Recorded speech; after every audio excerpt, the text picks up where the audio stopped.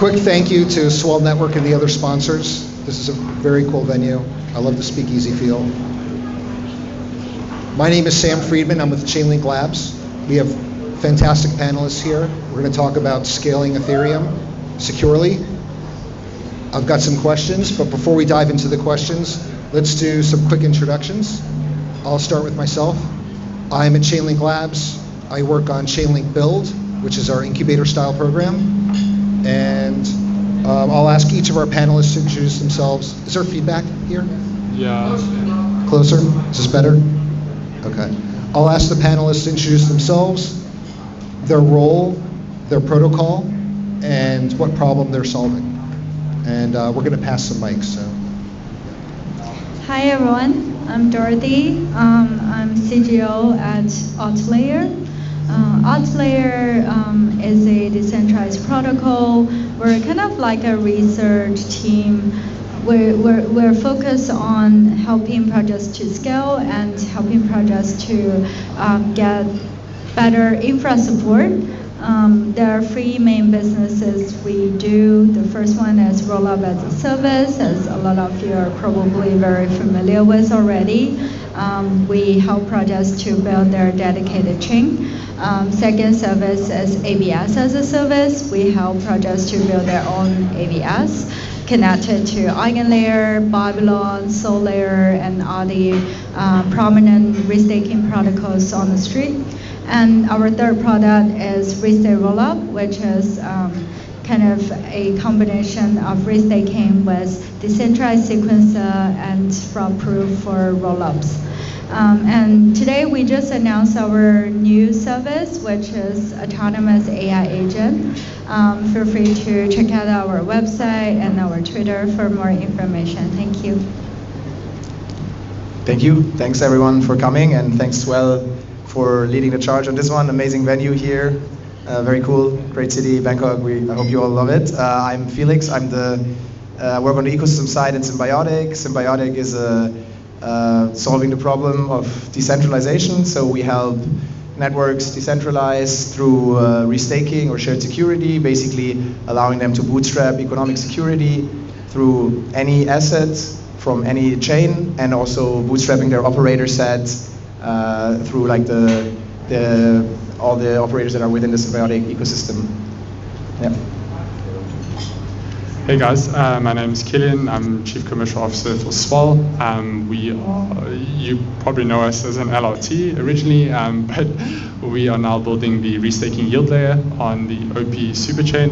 And we are really trying to pioneer the proof of restake model, which I think we'll dive in a little bit tonight. But TLDR on that is just securing different parts of your chain's infrastructure with economic security via EigenLayer and Symbiotic. But happy to be here. Hello. How's it going? My name's Taylor Click, and I'm head of growth at Hemi. So Hemi, we are a new Bitcoin layer 2. Currently have our testnet live, and then mainnet launching the first week of December. And we're focused on creating more interoperability between Bitcoin and EVM chains, and then creating new yield opportunities for BTC-Fi. So pleasure to be here. Thank you for coming. Hi, I'm AJ, founder of Radius. Radius is developing its own network with a secure block building solution to support economically sustainable and profitable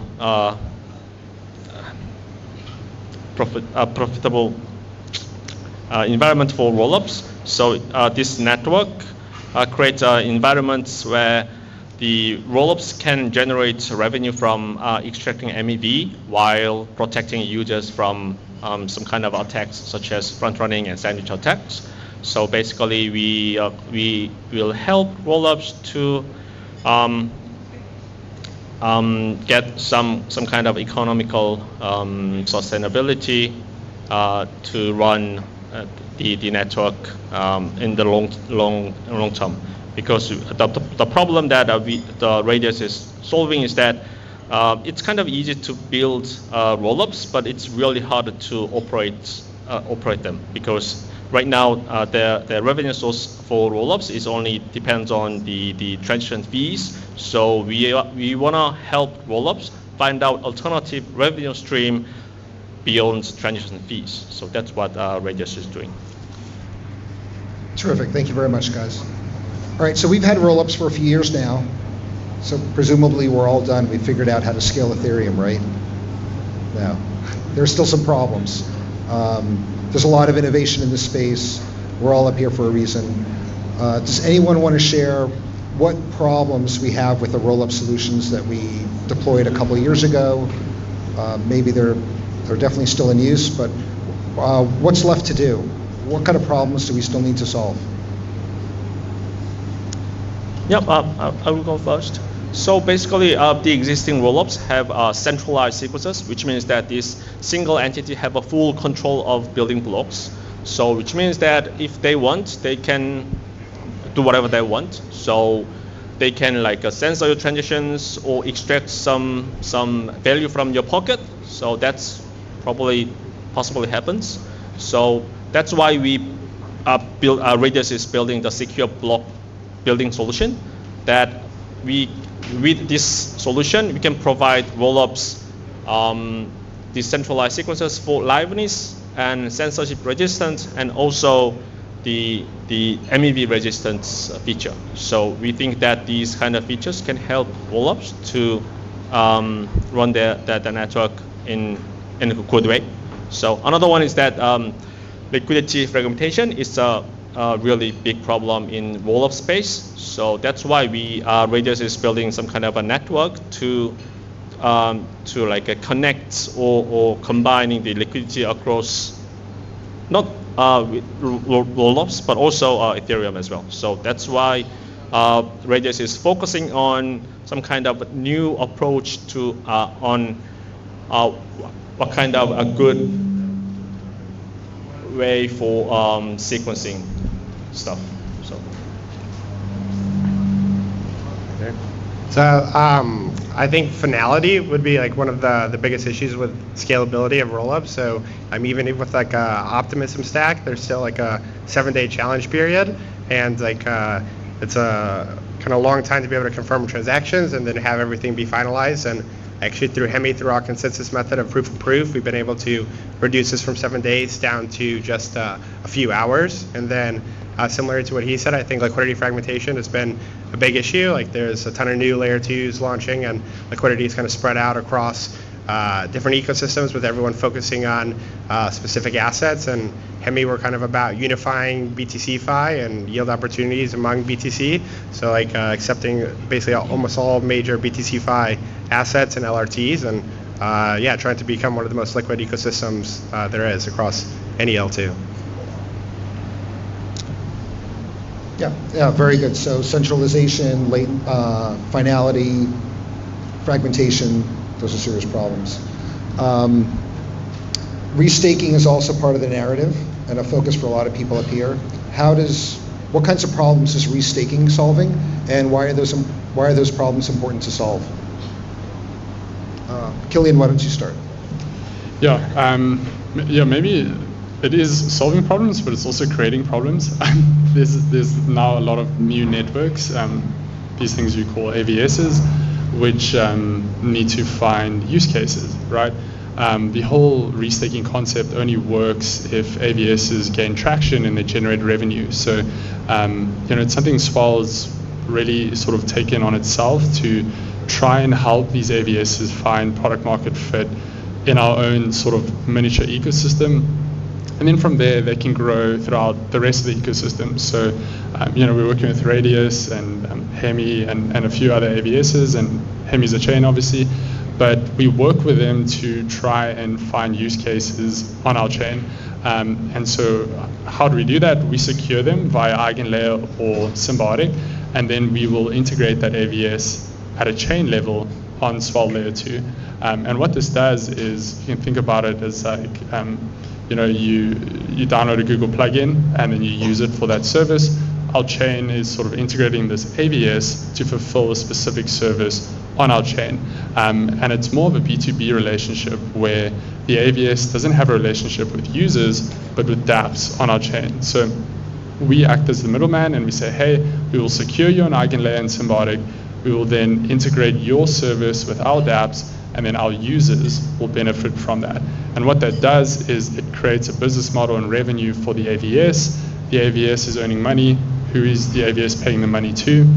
To the restakers, which are our users. So what this does is it creates this loop where we ensure the AVSs that we secure are actually profitable, they actually make money, and over the medium to long term, that essentially creates a moat for stakers that stake with Swell, because we can ensure the success of that AVS. Yeah, thanks, Kilian. I think basically, right, restaking as a concept ultimately tries to solve like two problems probably. One is kind of this cold start problem. It's hard if you don't have a token yet to like get economic security, so you can rent it from existing collateral such as STETH or other forms of staked ETH, and that cost of capital of this might be cheaper than even using your own token and inflating it. The other one is around like bootstrapping the operator set, so through building on a shared framework of staking, and you don't need to build your own staking logic and for projects, and that makes it easier for operators also understand how to interact with the system, also for liquidity providers like in the form of vaults or other players like LRTs to create liquid derivatives of the stake positions and kind of engage in DeFi. So you sort of, by building on a restaking platform, get these out of the box, ultimately creating, kickstarting the DeFi ecosystem. Often LRTs are like key to bootstrap the DeFi ecosystem of a chain. And then I think the other use cases, I guess actually is three. One is, if you just use your native token for staking, there's the death spiral potential, I guess, that if the token goes to zero, your security would also go to zero. So it makes sense to supplement the security with another asset that is more price stable, such as ETH. And the third one, I think, is around bringing kind of composability back. So we have talked about how there's a lot of fragmentation in the rollups. Through restaking, you can create like finality layer that's economically secured, basically through like a tester networks that put up collateral to guarantee that a transaction can be used in like follow-on like DeFi interactions with someone basically paying in case this is rolled back. So like with this guarantee, we can kind of create composability again in an otherwise like fragmented system that would take much longer for these transactions to be final. Yeah. Go ahead. Yeah, I agree that from the project's perspective, the main objective is to kind of leverage what's already built to provide security guarantee for your own project. Actually, not every single project needs a validator program. It's only the projects that has a consensus layer that would need a validator program, and it's normally very costly and very time consuming, and it also requires a lot of go-to-market strategy and skill set to build up your validator program from the ground up. And on top of that, you need to have a lot of economic value tied to that validator program. That's why it's just a lot more economical to use what's already built by Eigenlayer or Symbiotic or Babylon instead of building everything yourself. The other point that was mentioned is also you can leverage a mixture of different tokens to provide security for your own network. In the past, for instance, Polkadot would use DOT as the security token. Ethereum would use ETH, Solana would use SOL. So like if you build a new network, you kind of have to use your native token or a single ticker to kind of provide the security guarantee. But with all these new restaking protocols, you can actually use either ETH or SOL, like all these like big cap tokens as your security token, or you can even have a basket of tokens. You can have 10 tokens or 20 tokens to secure a network. Of course, there are trade-offs, but it just opens up a lot of opportunities for the projects. And then on the restaker or staker perspective, restaking offer more yields. Like in Ethereum ecosystem, DeFi yields have died down, so it's obvious that everyone is looking for new yield opportunity. That's why restaking has been so popular. And for Bitcoin ecosystem, it's even more straightforward because there's not even staking in Bitcoin. So Babylon is offering staking opportunity. They're providing yields for Bitcoiners for the first time. So I do think restaking does open a lot of opportunities for both the demand side and supply side. Thanks, Dorothy. All right, next question for Killian. Swell Network, arguably very successful protocol on a public chain, existing chain, but you went through a process, you evaluated, did some sort of research evaluation, decided to launch your own app chain. Can you talk us through the decision making? What problem were you trying to solve, or what kind of new use cases were you trying to unlock? And then how did these two fundamental concepts, restaking and L2s, come together for you? Yeah, cool. So I think for us, as you're seeing this trend throughout the industry, you can capture more value as you vertically integrate. So the way that I see it, at least, is for us, for example, in the OP chain, you'll have like Swell Layer 2 as the restaking yield layer. Unichain, essentially all the liquidity will, in theory, go to Unichain. Base is this chain that sucks in all the users. And then hopefully not too far in the future, apps will be built on top of that, where it's not really like, oh, we've got these apps that are building on our own chain. It's more like they sit on top and they draw from maybe liquidity from Unichain, yield, restaking yield from Swell chain, and maybe something else from some other chain, right? So it's completely abstracted from the user, and it's not like you're going onto a chain or you're pledging allegiance to a specific chain. It's you're playing a specific role in a broader chain of chains, which is something like the super chain. So I think that's how we see it, and it just made sense for us as the next step, because there's more and more long tail assets in the restaking space, right? You have your big LRTs, and then you have like this loop that just continues, and more derivatives are issued, right? And you'll see the same thing now in Babylon, right? You've got like the big four, and then you'll see in more and more derivatives show up. So where does all that liquidity go? Like, where does it find a home or a place to do something? And that's what Swell Layer 2 has become. I think we have like $1.2 billion in the pre-deposit. And if you look at what's actually in there, it's all of these various assets that are looking for a place, but don't really find a home on mainnet, for example. Then I think, like, in terms of how it all ties into restaking, so that's what we're trying to do with proof of restake. So it's this concept that you can secure chain infrastructure with economic security. So that's why we're working with AltLayer, right? To launch as a restake rollup, we can secure a sequencer and different aspects of the chain. Like every AVS that we're working with is providing a specific chain infrastructure service to the chain. And how are we working with them? Or are we securing them through our products? So I think this is something that will grow over time. I mean, we've seen it symbiotic with the DVNs, with Layer 0, right? So there's this idea that, okay, I've got a DVN with Layer 0, well, let me stake my native token, and the security of that actually secures the DVN, right? So I think more and more of those use cases will sort of come up.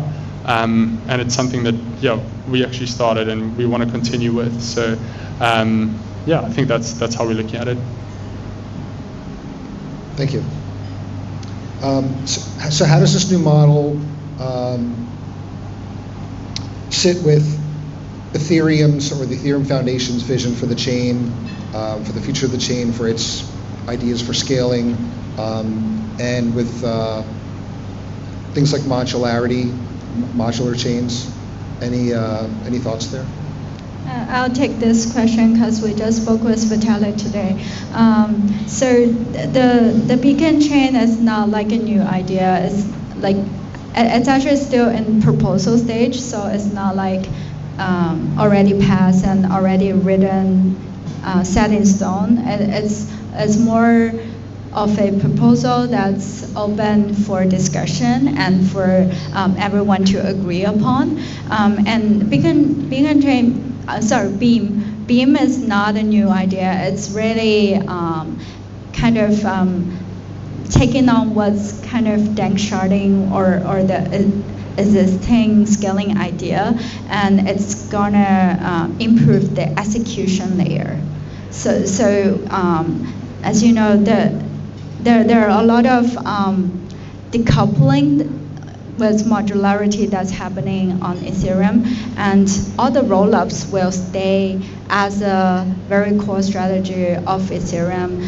All the different layer 2s, layer 3s will continue to exist and be the focal point. But it's possible that in the future, OP stack will eventually verge into ZK rollups, because OP Optimism rollup is kind of an interim solution. It's not a long-term solution for rollups. Eventually, ZK solution should be a lot more preferable. But right now, the bottleneck is the costing. The cost of running a ZK rollup is just so much higher than OP rollups that it's almost impossible for projects to consider ZK rollups unless they have too much money to burn. So in that sense, in the future, we're seeing a future where all the rollups will eventually become an OP-ZK hybrid. For instance, you saw the OP succinct release. That's a very important step for optimistic types of rollup to get the ZK element in a more economic way. And there's the ZK EVM chains that will bring their costs down. And once their costs match the cost of OP rollups, then I would say OP optimistic types of rollups will get out of the picture. So rollups in the future will still be very important for Ethereum. It just like the base layer, the Ethereum itself will also continue to improve. And also there's so much merits to kind of make sure the EVM machine is improved on both ends. So when you bring the execution speed on a rollup to over 10,000 TPS, the settlement layer as in Ethereum itself would not be a bottleneck. So that there's also work to that, and there's EOF and everything. So I think people kind of misunderstood this new Ethereum roadmap as an competitor of rollup strategy. It's actually the contrast. There are different work streams running in parallel to improve Ethereum, and rollups is still very important for Ethereum. Yeah, I would maybe add from like sort of a high level perspective of like general Ethereum strategy, and of course the L1 being this analogy that I think Justin Drager people are using a lot, like changing the engine while it's running, right? Like it's very hard to make upgrades to the core Ethereum L1, which is like sort of why the L2 roadmap emerged, and in a way also how restaking emerged as a solution to bring the security of the L1 to newer applications and have them inherit the security without making changes to the core Ethereum protocol. So in a sense, like let's say you wanna, like pre-confirmation is a good example for this, where like without restaking, it could just be built in the core protocol if like someone would like now build it very fast and just, but it's often like other newer teams that are better suited to innovate and create like a new protocol, and through restaking we can still align it with the core Ethereum protocol and inherit the security from it, and kind of reap the benefits, and ultimately maybe at some point it can merge into the core protocol if it proves to be like a useful thing. I think we saw that also with PBS and with like sort of the MEV supply chain and what Flashbots did, and sort of like that stream. So I think that's how it like looks like for me.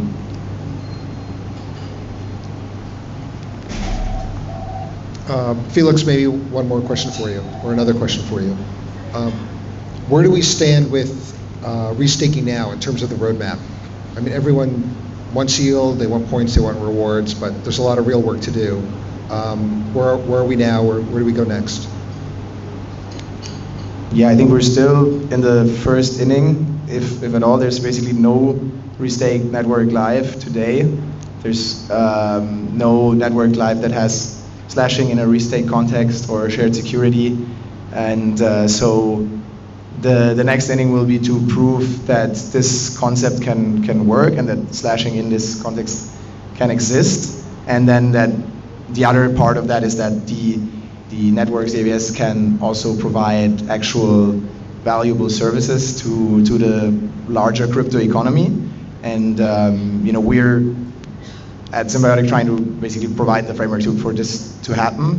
In terms of our roadmap, like we're close to a mainnet in the coming weeks with some of our initial network partners, and we hope to showcase how it can look, how it can work, and then hopefully through these initial case studies we can inspire other builders to build their use cases. The Symbiotic protocol itself is like designed in a very modular and flexible way, so that it should cover a lot of the use cases, many of which we haven't seen yet. So I think it will be very exciting to see how people will use it, and how like some use case can emerge from that.